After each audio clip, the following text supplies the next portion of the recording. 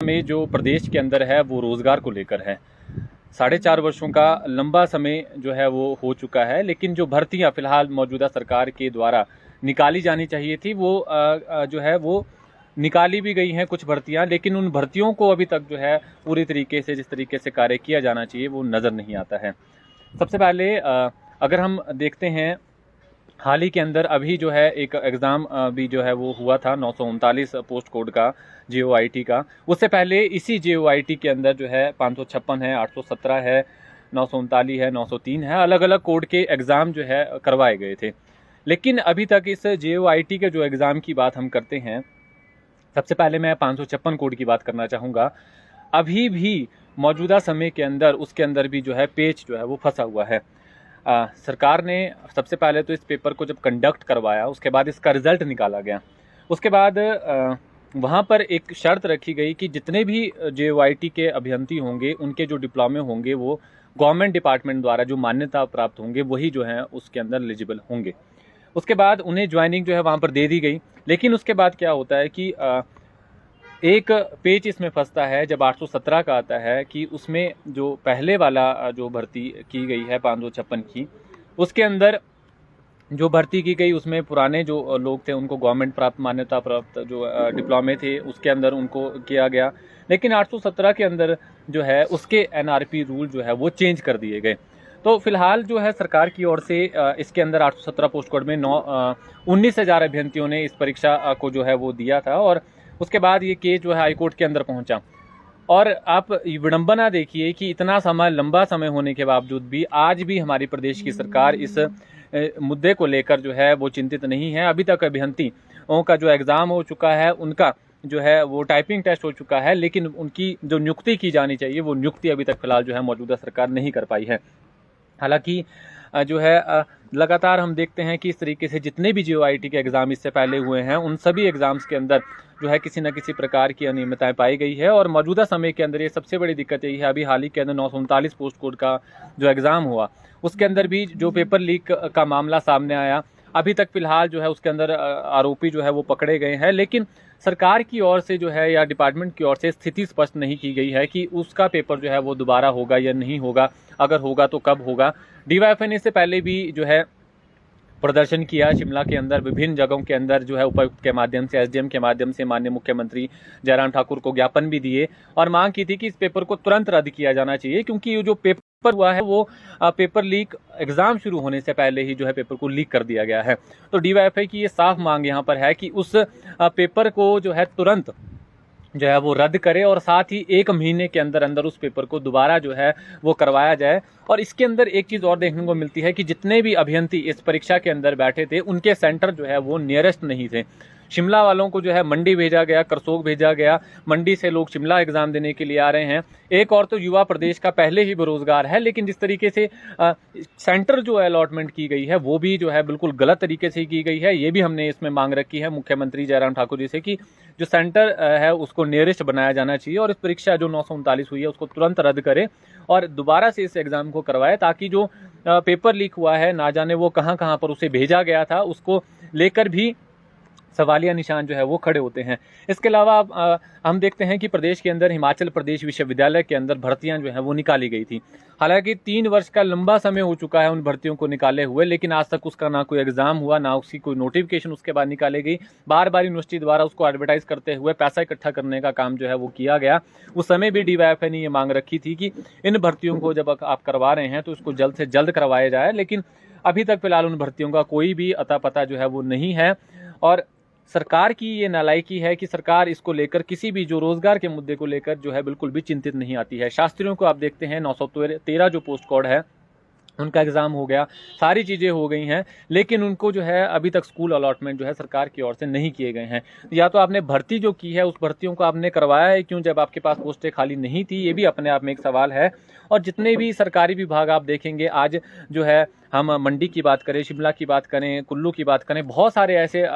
School हैं जहां पर शिक्षकों की कमी है, नॉन टीचिंग स्टाफ की कमी है। हिमाचल प्रदेश विश्वविद्यालय के अंदर स्टाफ की कमी है, अनेकों अनेक सरकारी विभाग ऐसे हैं जहां पर स्टाफ की कमी है। लेकिन मौजूदा जो सरकार है वो अभी भी जितने भी विभाग के अंदर पोस्टें हैं उसको भरने के लिए किसी प्रकार का कार्य नहीं करी। हर महीने जो है कैबिनेट होती है, कैबिनेट के अंदर लोक लुभाव ने जो है प्रलोभन दिए जाते हैं, इतनी नियुक्तियां होगी, इतने ये होंगे, लेकिन धरातल पर वो जो है बिल्कुल भी नज़र कहीं नहीं आती है। अगर छिटपुट जो भर्तियां होती भी हैं तो कोई ना कोई पेच फंसता है उसके अंदर या वो कोर्ट तक पहुंच जाती है। तो मौजूदा सरकार के अंदर ये खास तौर पे ये देखने को चीज़ें मिल रही हैं। सेना की भर्ती को लेकर भी डीवाईएफआई ने इससे पहले भी मांग रखी थी कि 14 महीने का लंबा समय हो चुका है। इससे पहले भी अभी ऊना के अंदर एक युवक द्वारा जो है आत्महत्या की गई है और भारत की जनवादी नौजवान सभा ये पहले से बोलती आ रही है कि युवाओं का भविष्य पहले ही अंधकारमयी है इस कोरोना के चलते, और सरकार को इस रोजगार को लेकर जो है वो चिंतित होना चाहिए। और आप देख सकते हैं कि किस तरीके से सेना की भर्ती को लगभग 14 महीने का लंबा समय हो चुका है, लेकिन वो भर्ती सरकार की ओर से जो है लिखित परीक्षा होनी थी उसको सरकार नहीं करवा रही है। हालांकि मौजूदा सरकार चाहे केंद्र की हो चाहे आपकी प्रदेश की हो, दोनों सरकारों का रुख जो है रोजगार को लेकर जो है बिल्कुल सेम है। अभी नायब तहसीलदार का पेपर जो है वो होना था, उसको लेकर भी आप देखेंगे कि एक भी परीक्षा सरकार के अंदर जो है वो टाइम पर नहीं हो रही है। अभी हाल ही के अंदर नायब तहसीलदार का पेपर को लेकर पहले तो डेट एक्सटेंड की गई, नो डाउट डेट एक्सटेंड किया गया, उसके बाद उसका जो एग्जाम था वो 15 मई को होने वाला था। हालांकि पिछले कल जो है सरकार जो प्रशासन की ओर से नोटिफिकेशन आती है कि प्रशासनिक कारणों के कारण हम इस भर्ती को जो है अभी फिलहाल नहीं करेंगे। तो आप देख सकते हैं कि रवैया सरकार का जो है वो बिल्कुल भी जो है युवाओं के पक्ष में नहीं है। और सबसे बड़ा सवाल यहाँ पर ये है कि हाल ही के अंदर जो है कॉलेज कैडर की पोस्टें फिलहाल जो है वो निकाली गई हैं। ये पोस्टें जो हैं कॉलेज कैडर की पोस्टें हैं, इसके अंदर जितनी भी पोस्टें यहाँ पर ये सरकार की ओर से निकाली गई हैं, इन पोस्टों के अंदर कंप्यूटर साइंस की एक भी पोस्ट जो है वो नहीं है। अब आप देख सकते हैं कि सरकार का रुख जो है किस तरीके से है। लगातार कंप्यूटर साइंस के जो अभियंती है लगभग 40,000 से ज़्यादा प्रदेश के अंदर मौजूद हैं, लेकिन उनके लिए सरकार की ओर से किसी भी प्रकार की राहत जो है वो नहीं है। कंप्यूटर साइंस के जो स्टूडेंट है वो JOIT का एग्ज़ाम देते हैं, वहाँ आप देख सकते हैं कि किस तरीके से JOIT के जो अभियंती हैं उनका रिजल्ट जो है पिछले 3-4 जितने भी पोस्ट कोड हैं वो अभी तक पेंडिंग पड़ा है, नियुक्तियां नहीं हो पा रही हैं। और वहीं अगर बात करें वो टीचिंग में अगर अपना भविष्य बनाना चाहते हैं तो उसके लिए एक भी पोस्ट सरकार की ओर से नहीं है। हालांकि सरकार ने यहाँ पर इससे पहले भी हम जो है मुख्यमंत्री से मिले थे इसको लेकर भी, और जो है टेक्निकल मिनिस्टर से भी मिले थे, और बात यहाँ पर यही हुई थी कि उन्होंने एक कंडीशन यहाँ पर जो है कंप्यूटर साइंस के लिए विशेष तौर पर रखी है कि आपको जो है 5 साल का एक्सपीरियंस चाहिए। लेकिन किसी भी PGT TGT के अंदर जो है अन्य सब्जेक्ट जो है उसके अंदर इस प्रकार की कंडीशन नहीं है, तो कंप्यूटर साइंस वालों के साथ ये क्यों है, ये अपने आप में एक सवाल है। भारत की जनवादी नौजवान सभा आज इस प्रेस वार्ता के माध्यम से प्रदेश की सरकार को यहाँ पर ये साफ कहना चाहती है, अगर इन भर्तियों को जो भर्तियां आप फिलहाल जो है यहाँ पर कर रहे हैं, चाहे वो भर्ती पंचायत सचिव की जो अभी तक यूनिवर्सिटी द्वारा जो है निकाली गई थी, उसका रिजल्ट लगभग इतने लंबे समय के बाद जो है वो आया, लेकिन उसके बाद वो फिर अधर में जो है अभी तक लटका हुआ है। चाहे आपकी इसके अलावा JOIT की परीक्षा हो, आपकी कमीशन के माध्यम से परीक्षाएं हो, शास्त्री को लेकर हो, या जो भर्तियां फिलहाल जो है प्रदेश के अंदर जितने भी विभाग खाली पड़े हैं, अगर इन भर्तियों को जल्दी से जल्दी नहीं करती है तो आगामी समय में एक व्यापक आंदोलन हम लोग करेंगे। और भारत की जनवादी नौजवान सभा का राष्ट्रीय सम्मेलन फिलहाल जो है वो जो है होने वाला है 12 से लेकर 15 मई को वेस्ट बंगाल के अंदर, जिसके अंदर प्रदेश से भी जो है वो लोग हिस्सा लेंगे, और उसके तहत पूरे देश भर के अंदर एक व्यापक आंदोलन को लेकर रणनीति बनाई जाएगी कि जो युवा पिछले काफ़ी लंबे समय से, चाहे केंद्र के अंदर भाजपा की मोदी की सरकार हो, चाहे प्रदेश के अंदर जयराम ठाकुर जी की सरकार हो, इन सरकारों के अंदर नौकरियों को लेकर जो सवालिया निशान फिलहाल जो है वो खड़े होते हैं, उसको लेकर एक देश भर के अंदर हम लोग एक व्यापक आंदोलन अपना आने वाले समय के अंदर खड़ा करेंगे। और इस जितनी भी भर्तियां हैं, इसको भर्तियों को लेकर के युवाओं को एकत्रित करते हुए एक व्यापक आंदोलन को हम आगे ले जाने का प्रयास करेंगे। इसके अलावा आपका कोई प्रश्न है तो आप अपने प्रश्नों को जो है पूछ सकते हैं। हिमाचल की अगर बात करें, एजुकेशन की अगर बात करें, तो अव्वल नंबर पे हिमाचल आता है। जी। तो वहीं बेरोजगारी की अगर हम बात करें, जैसे आपने कहा, जी 6ठे नंबर पे हिमाचल प्रदेश आता है, इसके बारे में क्या कहें? देखिए, हिमाचल प्रदेश के अंदर नो डाउट हम ये कह सकते हैं केरला के बाद हिमाचल प्रदेश जो है एजुकेशन के मामले में है, लेकिन जब आप बात करते हैं रोजगार को लेकर के, पिछले 5 वर्षों के अंदर जो है ये रोजगारों की संख्या जो है लगातार बढ़ रही है। हालांकि सरकार की ओर से ये होना चाहिए था कि सरकार को रोजगार को लेकर प्रबंध किए जाने चाहिए थे। अभी हाल ही के अंदर आपने देखा कि एक भाजपा MLA पर जो है वहाँ पर सवाल जो है युवाओं के द्वारा किए गया कि रोजगार कहाँ है। तो इस तरीके के लगातार अब जो जनमंच होने वाले हैं उन तमाम जनमंचों के अंदर जो है भारत की जनवादी नौजवान सभा भी अपनी पहल करेगी और इन युवाओं के साथ जो है सवाल प्रदेश की मौजूदा सरकार से जरूर पूछेगी कि हमारा जो रोजगार है वो रोजगार कहाँ है। क्योंकि रोजगार आप देखेंगे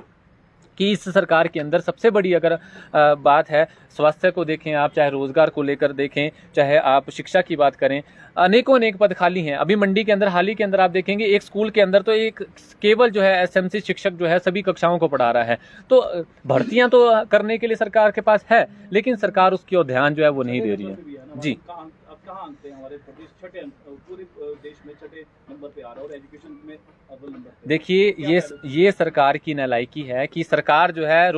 है युवाओं की जो शिक्षा प्रणाली है उसको जो है रोजगार के साथ नहीं जोड़ पा रही है। अभी हाल ही के अंदर हमारे प्रदेश के राज्यपाल ने एक बयान जो है वो दिया था कि युवाओं को जो है वो रोजगार की ओर जो है वो देने वाला बनना चाहिए। लेकिन जो रोजगार युवा जो अब सभी जो है लोग एक साथ रोजगार जो है वो पहल नहीं कर सकते कि सभी लोग रोजगार देने वाले बनेंगे। हालांकि जो कुछ गरीब लोग हैं वो रोजगार के लिए जो है वो नौकरी करना चाहते हैं, सभी लोग एक जैसे नहीं होते हैं। और ये जो सरकार का जो ये रवैया है इसको लेकर के, हालांकि ये आपने ठीक कहा कि 6वें नंबर पर हम जो है इस समय पहुंच चुके हैं। ये आंकड़ा जो है अभी और बढ़ने वाला है, क्योंकि जो मौजूदा सरकार की नीतियां फिलहाल जो हैं वो नीतियां युवाओं के पक्ष में नहीं है। अगर सरकार इसको लेकर चिंतित होती तो जितने भी अभी JOIT के एग्जाम हुआ है, पंचायत सचिव आप देखेंगे हिमाचल प्रदेश विश्वविद्यालय ने 2 साल का लंबा समय हो गया, अभी तक उसको नहीं करवा पा रही है। कमीशन जो है 5 वर्ष में पहली बार जो है इस सरकार ने निकाला है, लेकिन उसके अंदर भी हालत आप देखेंगे कि जो कंप्यूटर साइंस के जो स्टूडेंट्स हैं उनके लिए कोई इसके अंदर भर्ती नहीं है, ना TGT है, ना PGT है, ना जो कॉलेज कैडर के अंदर भर्तियां हैं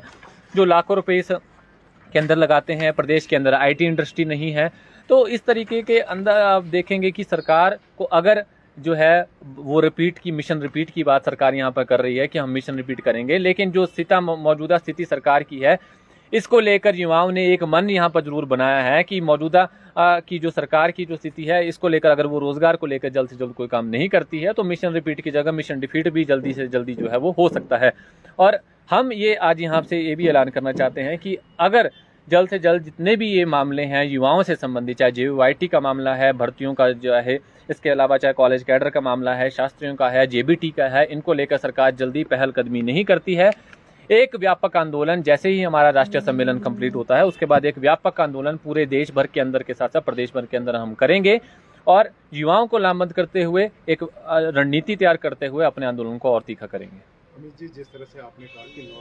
नौजवान सभा सरकार से सवाल पूछेगी और जनमंच पे कल जनमंच जी, तो क्या इससे इसकी शुरुआत होगी?